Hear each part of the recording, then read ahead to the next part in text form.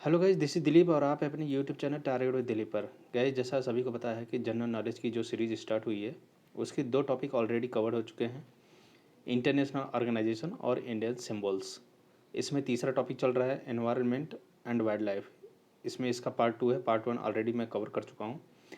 Guys, मैं एक बात आपसे कहना चाहूँगा कि जनरल नॉलेज हम क्यों पढ़ते हैं। जनरल नॉलेज हम इसलिए पढ़ते हैं क्योंकि हम जब भी किसी बड़े सब्जेक्ट के बारे में पढ़ना शुरू करते हैं, जैसे जियोग्राफी हो गया, हिस्ट्री होगी, इकोनॉमिक्स हो गया, आर्ट्स एंड कल्चर हो गई, या कोई भी सब्जेक्ट के बारे में जब भी हम पढ़ते हैं, या न्यूज़पेपर में जब भी हम देखते हैं, आए दिन न्यूज़पेपर के आर्टिकल में होता है कि किसी ऑर्गेनाइजेशन का नाम लिखा होता है, लेकिन हम उसकी स्टैटिक के बारे में जानते ही नहीं होते कि उसके पीछे की हिस्ट्री क्या है। तो वो सारी हिस्ट्री हर एक टॉपिक की, उसका जो बेसिक कॉन्सेप्ट है वो आपको जनरल नॉलेज से पता चलता है। तो इसीलिए गाइस मैं आपको बताना चाहूँगा, जनरल नॉलेज इसलिए बहुत ज़्यादा इंपॉर्टेंस तब बन जाता है जब हम किसी पर्टिकुलर सब्जेक्ट की तैयारी कर रहे होते हैं, पर्टिकुलर एग्जाम की तैयारी कर रहे होते हैं। ठीक है गाइस, चलिए इस वीडियो को स्टार्ट करते हैं। गाइस, जो सबसे पहला टॉपिक है आज बायोस्फीयर रिजर्व का है। गाइस, मैं आपको बताना चाहूँगा, सबसे पहले तो ये टॉपिक समझते हैं और इसकी टर्मिनोलॉजी समझते हैं कि बायोस्फीयर क्या है और रिजर्व क्या है। बायोस्फीयर का मतलब क्या होता है। गाइस, एक जियोलॉजिस्ट थे जिनका नाम था एडवर्ड स्वेज। एडवर्ड स्वेज एक जियोलॉजिस्ट थे। 1875 में इन्होंने इसका नामकरण किया था बायोस्फीयर। बायोस्फीयर जो वर्ड है, इस टर्म का नाम सबसे पहले जियोलॉजिस्ट एडवर्ड स्वेज ने लिया था 1875 में। इन्होंने क्या बोला था? इन्होंने बोला था कि place on the earth surface where life dwells, मतलब पृथ्वी की सतह पर वह जगह जहाँ जीवन बसता है, वही बायोस्फीयर है। ये एडवर्ड स्वेज का कहना था 1875 में। और रिजर्व का मतलब क्या है? रिजर्व का मतलब होता है गाइज कि एक ऐसा स्पेशल एरिया जहाँ पर हम कंजर्वेशन को सस्टेनेबल यूज के साथ बैलेंस कर सकें। जैसे हम चीज़ों को कंजर्व भी करें, जैसे एनवायरनमेंट के बारे में बात कर रहा हूँ मैं। एनवायरनमेंट को हमें कंजर्व भी करना है और एनवायरमेंटल के अंदर जितने भी उसके रिसोर्सेस है, जो नेचुरल रिसोर्सेस हैं, उसका सस्टेनेबल यूज भी करना है। सस्टेनेबल यूज करने से मतलब क्या है? सस्टेनेबल यूज करने से मतलब है कि हम जो भी रिसोर्स, जो हमारी आवश्यकताएं हैं, उसकी हम पूर्ति भी करेंगे, लेकिन ओवर यूज नहीं करेंगे, यानी आवश्यकता से ज़्यादा यूज नहीं करेंगे। और जो हमारी पर्पज है, जितना हमारी ज़रूरत है उतना हम यूज करेंगे, बाकी अपने फ्यूचर जनरेशन के लिए उसे बचा के रखेंगे। उसी को हम बोलते हैं सस्टेनेबल यूज। तो ओवर यूज नहीं करना है, सस्टेनेबल यूज करना है और कंजर्वेशन करना है। इन दोनों को बैलेंस करना, जिस स्पेशल एरिया में इनको हम बैलेंस करते हैं, उसी को ही हम बोलते हैं रिजर्व। तो गाइस, बायोस्फीयर रिजर्व का मतलब ये हो गया, आप सीधी सीधी सी बात ये समझ सकते हैं कि बायोस्फीयर रिजर्व एक तरह का स्पेशल एनवायरनमेंट होता है जहाँ मनुष्य और प्रकृति, मनुष्य और नेचर दोनों के लिए एक विशेष वातावरण है। ये बायोस्फीयर क्या है? मनुष्य और प्रकृति दोनों के लिए विशेष वातावरण है। यह एक उदाहरण है कि कैसे मनुष्य और प्रकृति एक दूसरे की आवश्यकताओं का सम्मान करते हुए एक साथ रह सकते हैं।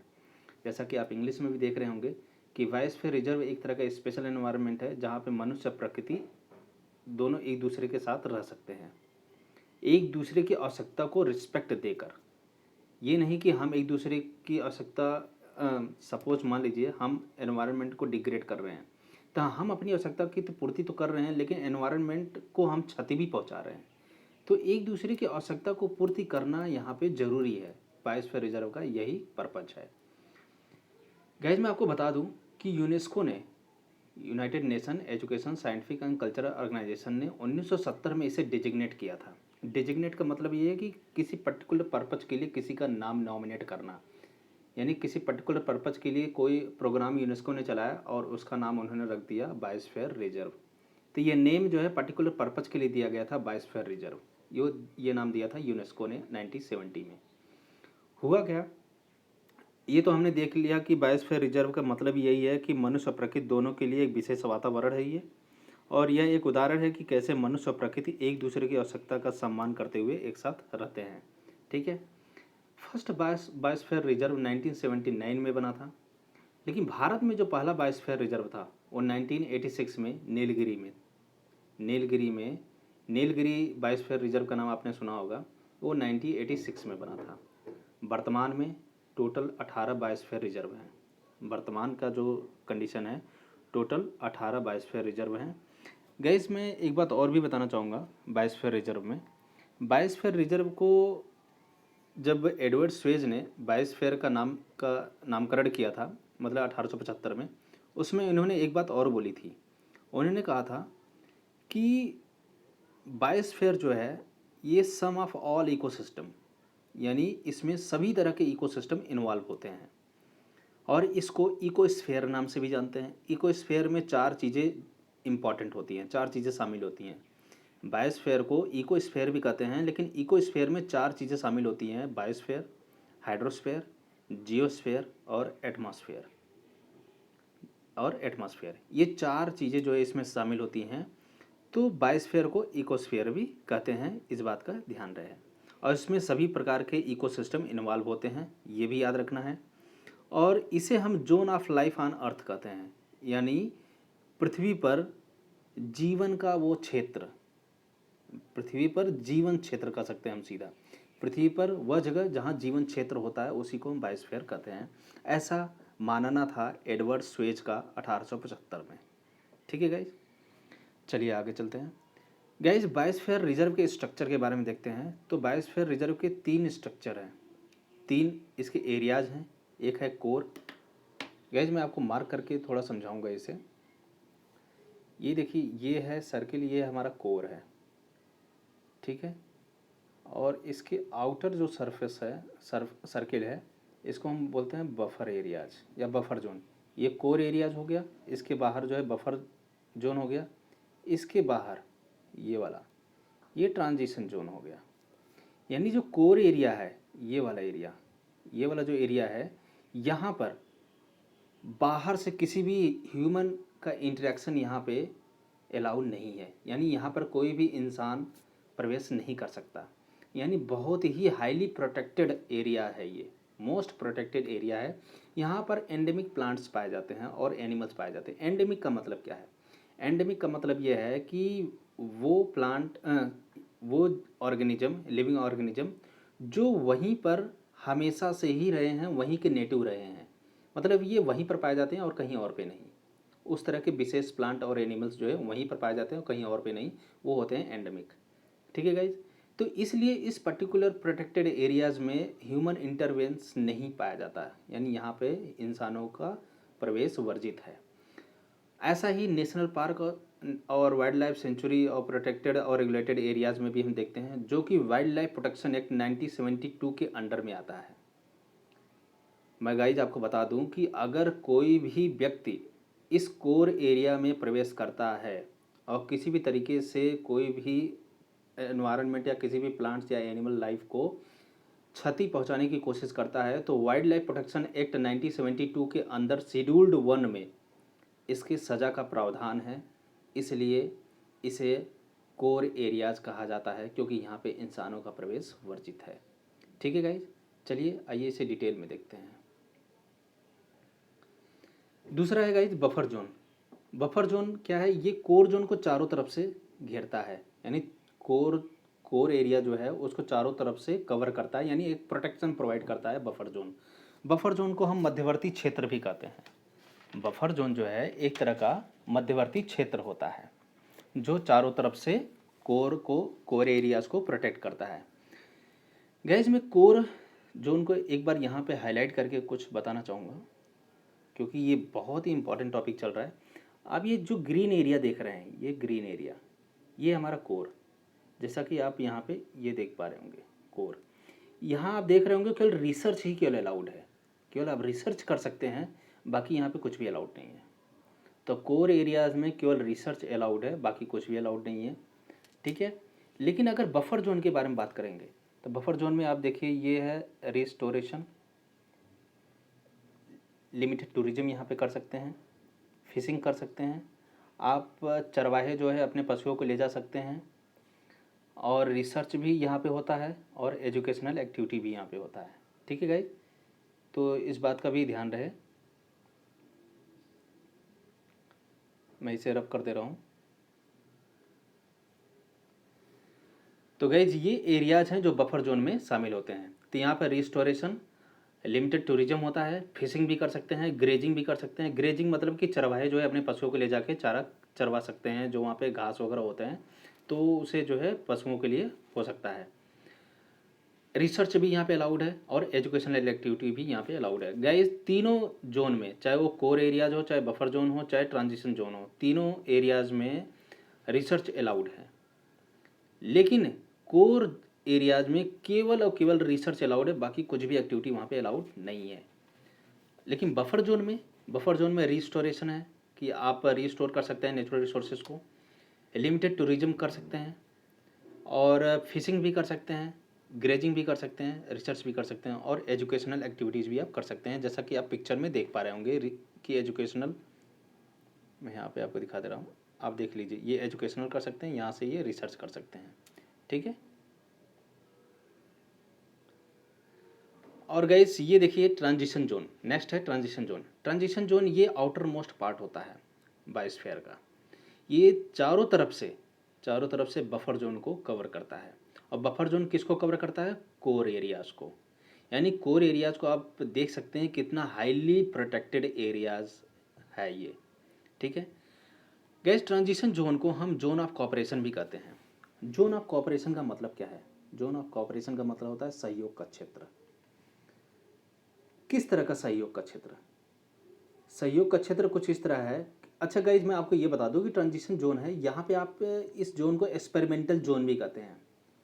एक्सपेरिमेंटल जोन क्यों कहते हैं? क्योंकि आप देखिए जब हम सहयोग क्षेत्र के बारे में बात कर रहे हैं तो यानी यहाँ पर कंजर्वेशन नॉलेज यानी संरक्षण का ज्ञान भी दिया जाता है, मैनेजमेंट स्किल भी बढ़ाया जाता है। यानी इन दोनों टॉपिक पर प्रयोग की जाती है। एक कंजर्वेशन नॉलेज और मैनेजमेंट स्किल, इन दोनों टॉपिक पर कवर मतलब प्रयोग की जाती है। और इनका हार्मनी तरीके से कैसे उपयोग किया जाए ये भी सुनिश्चित किया जाता है। कि एक्सपेरिमेंट तो हमने कर लिया, अपना नॉलेज भी बढ़ा लिया कंजर्वेशन के फील्ड में, और मैनेजमेंट की स्किल भी बढ़ा ली। अब इनका हार्मनी तरीके से प्रयोग कैसे किया जाए, यानी इको फ्रेंडली यूज कैसे किया जाए इसका, इसलिए इस ट्रांजिशन जोन को हम एक्सपेरिमेंटल जोन भी कहते हैं या एक्सपेरिमेंटल एरियाज भी कहते हैं। आप जैसा देख पा रहे होंगे, it is the zone of the cooperation where human ventures and conservation are done in harmony.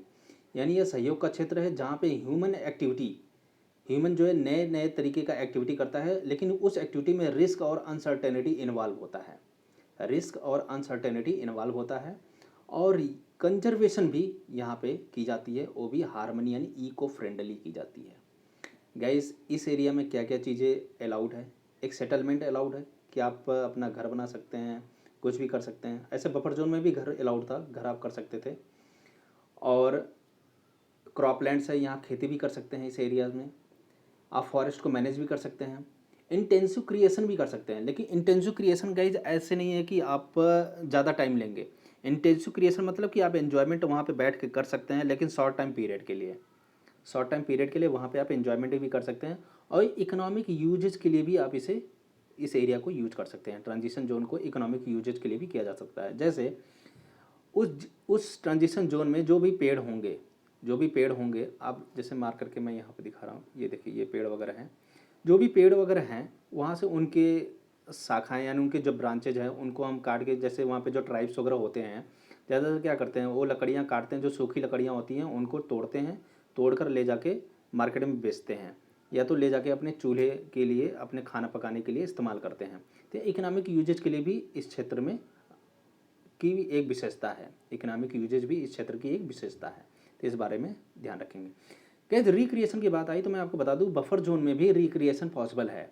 But should be in limit. ठीक है, चलिए नेक्स्ट चलते हैं गाइस।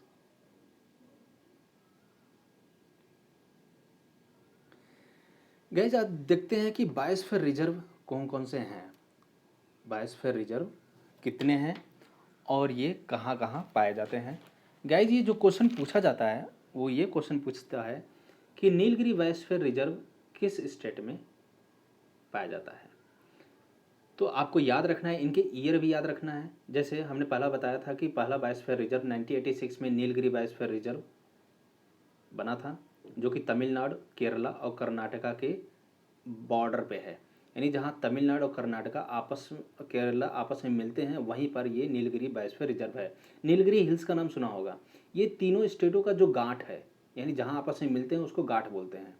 तो उसी पर ही ये नीलगिरी बायोस्फीयर रिजर्व लोकेटेड है।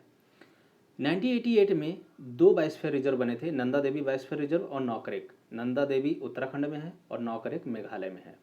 1989 में चार बायोस्फीयर रिजर्व बने थे। पहला है गल्फ ऑफ मन्नार, जो कि तमिलनाडु में है। अभी इन सभी को मैप में भी देखेंगे तो चीज़ें मेमोराइज हो जाएंगी, क्योंकि पिक्चर जो होती है वो जल्दी से मेमोराइज हो जाती है। अगर हम उसे मैप में देख लें तो जल्दी मेमोराइज भी हो जाती है। 1989 में सुंदरबन भी था, जो कि वेस्ट बंगाल में है। मानस असम में है। ग्रेट निकोबार बायोस्फीयर रिजर्व ये अंडमान एंड निकोबार आइलैंड में है। तो ये चार बायोस्फीयर रिजर्व उस समय 1989 में बने थे। सिमलीपाल बायोस्फीयर रिजर्व ये 1994 में उड़ीसा में है। 1997 में डिब्रू सिकोहा ये असम में है बायोस्फीयर रिजर्व। 1998 में दिहांग दिबांग बायोस्फीयर रिजर्व बना था, ये अरुणाचल प्रदेश में है। 1999 में पंचमढ़ी बायोस्फीयर रिजर्व, जो कि मध्य प्रदेश में है। आपने काफ़ी नाम इसका सुना होगा। कभी आपको मौका मिले, जब आपकी जॉब लग जाए, तो आप जा सकते हैं देखने के लिए। 2000 कंचनजंगा नेशनल पार्क सिक्किम में है, ये भी एक बायोस्फीयर रिजर्व है। 2001 में अगस्त मलाई बायोस्फीयर रिजर्व, ये अगस्त मलाई हिल्स के पास में है। आप केरला और तमिलनाडु का जो बॉर्डर है वहाँ पर है। 2005 में अचानकमार अमरकंटक बायोस्फीयर रिजर्व, ये मध्य प्रदेश और छत्तीसगढ़ के बॉर्डर पे है। 2008 में great run of Kutch biosphere reserve बना था, जो कि गुजरात में है। 2009 में कोल्ड डेजर्ट बना था, जो कि हिमाचल प्रदेश में है। गाइज मैं आपको बता दूं कि दो टाइप के डेजर्ट भारत में देखने को मिलते हैं, एक कोल्ड डेजर्ट, दूसरा हॉट डेजर्ट। हॉट डेजर्ट जो है थार रेगिस्तान, आप सुना होगा, ये थार मरुस्थल, ये हमारा राजस्थान का जो वेस्टर्न पार्ट है, पाकिस्तान से सटा हुआ जो इलाका है, वहाँ पर ये पाया जाता है। और कोल्ड डेजर्ट जो है ये हिमाचल प्रदेश के नॉर्थ में है। तो अभी मैप में आप देखेंगे तो चीज़ें क्लियर हो जाएंगी। 2010 में शेषाचलम हिल्स बायोस्फीयर रिजर्व, ये आंध्र प्रदेश में है, बना था। 2011 में पन्ना बायोस्फीयर रिजर्व बना था, जो कि मध्य प्रदेश में है। आइए इसे मैप में देखते हैं तो चीज़ें क्लियर हो जाएंगी। मैप में आप देख पा रहे होंगे, मैं आपको मार्क करके दिखा रहा हूँ। ये देखिए नॉर्थ में आपको स्टेट क्लियर नहीं दिख रहा होगा, लेकिन आपके दिमाग में ये एक रफली आइडिया होगा कि ये स्टेट हिमाचल प्रदेश की है। और दूसरा ये नंदा देवी आप उत्तराखंड में देख रहे होंगे कि उत्तराखंड के नॉर्थ में है। यहाँ कंचनजंगा आप देख रहे होंगे सिक्किम के जस्ट नॉर्थ में है ये। और बाकी जितनी भी आपको बायोस्फीयर रिजर्व दिख रहे हैं, जो हमने नाम लिया था गाइस, नीलगिरी ये आप देख रहे होंगे कि इधर से ये बॉर्डर आ रहा है। ये थोड़ा सा रब होने में मुश्किल हो रहा है, मैं इसे रब करने की कोशिश कर रहा हूँ। चलिए गाइस कोई बात नहीं। तो आप देख रहे होंगे कि ये कर्नाटक का जो बॉर्डर है ये इधर से आ रहा है, और नीचे से केरला का बॉर्डर जा रहा है, और राइट साइड से तमिलनाडु का बॉर्डर आ रहा है। ये आपस में जहाँ मिल रहे हैं ये घाट, इसको हम घाट बोलते हैं। यहाँ पे नीलगिरी हिल्स है, इसी पर ही नीलगिरी बायोस्फीयर रिजर्व लोकेटेड है, जो कि 1986 में बना था। ठीक है गाइस, आप बाकी मैप के माध्यम से सभी बायोस्फीयर रिजर्व को जरूर देखेंगे, उनकी स्टडी करेंगे। आपको मिस तो बिल्कुल भी नहीं करना है, इस बात का ध्यान रहे। और एक और भी मैं बता रहा था कि यहाँ पर इस जगह पे मैं बता रहा था, यहाँ पे थार डेजर्ट पाया जाता है, लेकिन वो कोई बायोस्फीयर रिजर्व नहीं है। लेकिन कोल्ड डेजर्ट की बात आई थी, तो मैं आपको इसलिए थार डेजर्ट के बारे में भी जिक्र करा दिया कि ये राजस्थान के वेस्टर्न पार्ट पे है। यहाँ पे देखिए ये है run of Kutch, great run of Kutch, ये यहाँ पे बायोस्फीयर रिजर्व है, जो कि गुजरात में पड़ता है, गुजरात के वेस्टर्न पार्ट पे। ठीक है, पंचमढ़ी आप यहाँ पे देख सकते हैं एमपी में। पन्ना यहाँ पे देख सकते हैं, ये मध्य प्रदेश का ईस्टर्न पार्ट पे है पन्ना। अचानक मार्ग कंटक, ये भी मध्य प्रदेश के ईस्टर्न पार्ट पे है, लेकिन ये छत्तीसगढ़ और मध्य प्रदेश के बॉर्डर पे है। ठीक है, सिमलीपाल आप यहाँ देख सकते हैं, उड़ीसा के ईस्ट में है। सुंदरबन को आप यहाँ देख सकते हैं, वेस्ट बंगाल के साउथ में है सुंदरबन। नौकरेक यहाँ पे देख सकते हैं, मेघालय में। मानस यहाँ पे है असम में, डिब्रू सिकोहा ये भी असम में है, दिहांग दिबांग ये यहाँ पे है अरुणाचल प्रदेश में, और गल्फ ऑफ मन्नार ये आप देख ही रहे हैं, और ये ग्रेट निकोबार ये भी बायोस्फीयर रिजर्व है, और शेषाचलम जैसा कि मैंने बताया था आंध्र प्रदेश में। तो इस तरह करके आप सभी बायोस्फीयर रिजर्व की स्टडी कर सकते हैं और आप देख सकते हैं कि किस जगह पे ये लोकेटेड है। ठीक है गाइज, चलिए नेक्स्ट चलते हैं। नेक्स्ट टॉपिक है guys man and biosphere reserve. Guys मैं आपको बताना चाहूँगा कि पीपुल और एनवायरनमेंट के बीच का जो रिलेशनशिप को इम्प्रूव करने के लिए man and biosphere reserve programme बनाया गया था।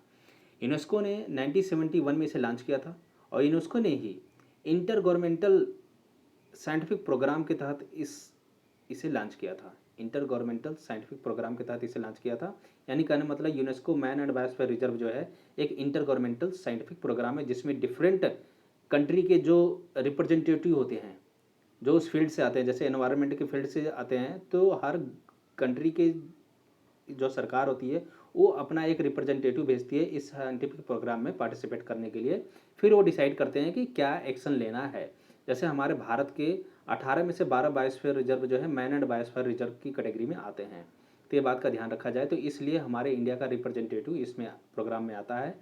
और फिर यहाँ पे इस प्रोग्राम का उद्देश्य क्या है, ये क्या करता है कि लोग और जो एनवायरनमेंट है, मतलब it's aim to establish a scientific basis for improvement of relationship between the people and their environments, यानी लोग और एनवायरनमेंट के बीच का जो रिलेशनशिप है उसको इम्प्रूव करना, वो भी साइंटिफिक बेसिस पे, कागज़ के बेस पे नहीं कि कागज़ पे लिख दिया हो गया, ऐसा नहीं। साइंटिफिक बेसिस पे उसका मूल्यांकन किया जाएगा और उसके बेस पे ही हम इम्प्रूवमेंट करेंगे ह्यूमन और एनवायरनमेंट के बीच के रिलेशनशिप को। ठीक है guys, man and biosphere reserve के अंदर क्या क्या चीज़ें आती हैं, ये शामिल करता है नेचुरल एंड सोशल साइंसेस को, इकोनॉमिक्स को, एजुकेशन को। गाइज नेचुरल और सोशल साइंसेस क्यों, क्योंकि आपको पता है, जैसा कि हम सभी लोग जानते हैं कि ह्यूमन और एनवायरनमेंट के बीच आए दिन कन्फ्लिक्ट देखने को मिलता है, यानी ह्यूमन बिहेवियर के बारे में ये सोशल साइंस हमें सिखाता है कि एक ह्यूमन बिहेवियर क्या होना चाहिए एनवायरनमेंट के प्रति। यानी ह्यूमन बिहेवियर कुछ इस तरह हो कि एनवायरनमेंट को डिग्रेड बिल्कुल ना करे, क्योंकि एनवायरनमेंट, क्योंकि हम as a living organism totally depend हैं एनवायरनमेंट पे, नेचुरल रिसोर्सेज पे डिपेंड है। अगर हम उस नेचुरल रिसोर्सेज का आवश्यकता से ज़्यादा कंज्यूम करेंगे और उनको डिग्रेड भी करेंगे, जैसे आप सुनने में आता है कि वनों की कटाई हो रही है, तो जब हम उनके हैबिटेट को भी लॉस पहुंचाएंगे, यानी इसका मतलब तो ये हो गया कि हम अपनी पर्सनल बेनिफिट के लिए एनवायरनमेंट को लॉस पहुंचा रहे हैं। तो सोशल साइंस कहाँ रह गया। तो इसलिए सोशल साइंस का भी जानकारी होना बहुत ज़रूरी है। पर्सनल बेनिफिट्स जब हम अपने बारे में सोचते हैं तो वो इकोनॉमिक्स की बात आ जाती है कि हम अपनी इकोनॉमिक्स को दुरुस्त करने के लिए पर्सनल की चीज़ों के बारे में सोचते हैं, सामने वाले एनवायरनमेंट के बारे में हम बिल्कुल नहीं सोचते हैं। इसलिए मैंने आपको बताया था कि एनवायरनमेंट डिबेट होना चाहिए। इंदिरा गांधी ने जब पहली बार प्रधानमंत्री बनी थी, उस समय इन्होंने इंट्रोड्यूस किया था कि एनवायरनमेंट पे डिबेट होना ही चाहिए। और ये सब चीज़ों के लिए गाइस हमें एजुकेशन होना ज़रूरी है, हमें एजुकेट करना लोगों को ज़रूरी है, जिससे ह्यूमन लाइवलीहुड को इम्प्रूव किया जा सके। और नेचुरल रिसोर्सेज के द्वारा जो भी बेनिफिट हमको मिल रही है उसका इक्वल लेवल पे शेयरिंग होना चाहिए, उसका इक्वल लेवल पे शेयरिंग भी होना चाहिए। और जो हमारा इकोसिस्टम है उसको दुरुस्त भी बनाना है और उसे सुरक्षित भी रखना है। जैसे गैज मैंने आपको बताया कि 18 में से 12 बायोस्फीयर रिजर्व जो है मैन एंड बायोस्फीयर रिजर्व के लिस्ट में आते हैं। तो 18 बायोस्फीयर रिजर्व ये कौन से बायोस्फीयर रिजर्व हैं, ये भारत के ही हैं, लेकिन वर्ल्ड नेटवर्क बायोस्फीयर रिजर्व की लिस्ट में आते हैं। लेकिन जो 12 आते हैं वो यूनेस्को की man and biosphere programme list के अंदर आते हैं। तो चलिए आइए देखते हैं कि ये 12 कौन से हैं। गैज ये जैसा कि आप सभी लिस्ट में देख पा रहे होंगे कि पहला नीलगिरी बायोस्फीयर रिजर्व 2000 में यूनेस्को ने इसे शामिल किया था। वर्ल्ड नेटवर्क में ये पहली बार 1986 में बना था, लेकिन यूनेस्को ने इसे MAB में यानी मैन एंड बायोस्फीयर रिजर्व में शामिल किया था 2000 में। ये जैसे मैंने बताया कि तमिलनाडु, केरला और कर्नाटका के जस्ट घाट पे है, यानी उसके बॉर्डर पे है। दूसरा है gulf of Mannar biosphere reserve, ये तमिलनाडु में है 2001 में। सुंदरबन बायोस्फीयर रिजर्व ये वेस्ट बंगाल में है 2001 में। नंदा देवी बायोस्फीयर रिजर्व ये उत्तराखंड में है 2004 में। नौकरेक जैसा मैंने अभी देख रखा था। देखिए गाइस, जब हम इन चीज़ों को बार बार पढ़ेंगे ना तो ये याद हो जाएंगे, तो इसलिए तो सिर्फ ईयर इन्हें याद करना पड़ेगा कि मैन एंड बायोस्फीयर रिजर्व में ये कब शामिल हुआ था, बस हमें यही याद करना रह जाएगा। पंचमढ़ी बायोस्फीयर रिजर्व ये मध्य प्रदेश 2009 में शामिल हुआ था। सिमली बायोस्फीयर रिजर्व उड़ीसा में है, 2009 में ये शामिल हुआ था MAB में। ग्रेट निकोबार बायोस्फीयर रिजर्व ये अंडमान निकोबार आइलैंड पे पाया जाता है, जो कि 2013 में ये शामिल हुआ था। अचानकमार अमरकंटक बायोस्फीयर रिजर्व छत्तीसगढ़ और मध्य प्रदेश का बॉर्डर पर था, जैसा कि मैंने देखा था। ये 2012 में शामिल हुआ था MAB में। अगस्थ्यमलाई बायोस्फीयर रिजर्व ये केरला और तमिलनाडु के बॉर्डर पे है, 2016 में ये शामिल हुआ था UNESCO man and biosphere reserve list में। कंचनजंगा नेशनल पार्क ये सिक्किम के नॉर्थ में था, जैसा कि मैंने आपको अभी मैप में ही दिखाया था। ये 2018 में शामिल हुआ था MAB में। और अभी हाल ही में पन्ना नेशनल पार्क भी एज ए बायोस्फीयर रिजर्व में शामिल हुआ है, मैन एंड बायोस्फीयर रिजर्व में शामिल हुआ है, जो कि मध्य प्रदेश में है। तो ये 2020 में शामिल हुआ है, इसलिए करंट अफेयर्स का क्वेश्चन ये बनता है, तो ये से आप ज़रूर याद रखेंगे।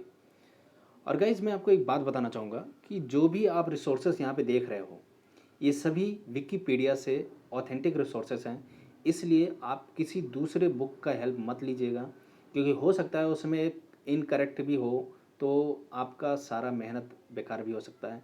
इसलिए आपको जो बताया जा रहा है उसे आप नोट करिए और उसी पर ही आप टोटल स्टडी पर फोकस रखिए। नेक्स्ट गाइज, तो गाइज़ आप सबको ये वीडियो कैसी लगी? आई होप ये थोड़ी वीडियो लंबी हो गई थी, क्योंकि अब ये हम पढ़ रहे हैं एनवायरनमेंट में। एनवायरनमेंट में बहुत सारी बातें होती हैं, बहुत कुछ कहना होता है। हम जो कहना चाहते हैं, बहुत सारी बातें होती है जो हम कह नहीं पाते हैं, वो एक वीडियो में नहीं हो सकता। वो जब हम आपको एनवायरनमेंट से रिलेटेड एक अलग सब्जेक्ट जब हम पढ़ाएंगे, क्योंकि आगे हम कुछ और भी सब्जेक्ट से रिलेटेड कवर करने वाले हैं, तो जब हम उसे पढ़ाएंगे तो वहाँ पे हम विस्तार से इसकी चर्चा करेंगे। तो अभी हम कल स्टैटिक बातें जान रहे हैं, उसकी बैकग्राउंड जान रहे हैं, उसके फाउंडेशन जानने की कोशिश कर रहे हैं। तो चलिए गाइज़, अगर वीडियो आपको अच्छी लगी तो प्लीज़ इसे लाइक शेयर सब्सक्राइब करना ना भूलना। तो thank you so much guys देखने के लिए।